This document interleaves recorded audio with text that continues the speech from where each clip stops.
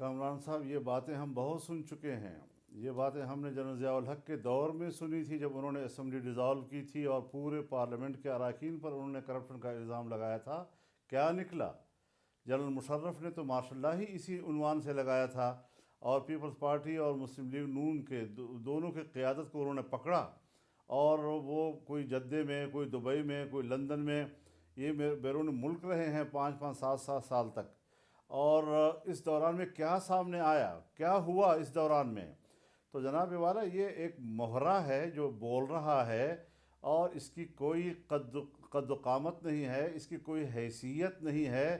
یہ خود بری طرح کرپشن میں مبتلا انسان ہے، اور اخلاقی کرپشن اتنی بری ہے کہ پاکستان کی قیادت کرتے ہوئے قوم کے شریف انسانوں کو شرم آتی ہے کہ اس قسم کے لوگ ہمارے ملک پر مسلط کیے گئے ہیں، اور ان گیدڑ بھبکیوں سے نہ کوئی متاثر ہوتا ہے۔ اور یہ مینڈیٹ کسی نے تسلیم ہی نہیں کیا ہے، یہ ایک جعلی مینڈیٹ کی بنیاد پر آیا ہوا دوسروں پر کرپشن کی باتیں کرتا ہے۔ مشرف کا پورا دور اسی احتساب میں گزرا۔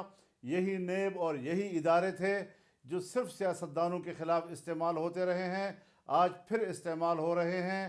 اس بنیاد پر یہ ایک جو عوام کا مینڈیٹ جس کو حاصل نہیں ہے، اور جعلی مینڈیٹ کی بنیاد پر حکمرانی کر رہا ہے، آپ بتائیں کہ اس حکمرانی کو ہم کس طرح تسلیم کر سکتے ہیں؟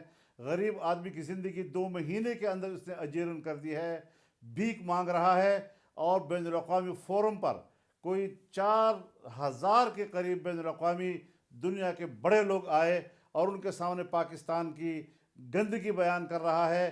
یہ کوئی عقل ہے جو وہ دنیا کو سامنے کہتا ہے پاکستان میں کرپشن ہے، پاکستان میں پیسہ نہیں ہے، پاکستان میں؟ اور اس طرح کی گفتگو کے بعد کون بیوقوف ہوگا جو پاکستان میں آ کر سرمایہ کاری کرے گا اور اپنے سرمایہ کو رسک پر رکھے گا؟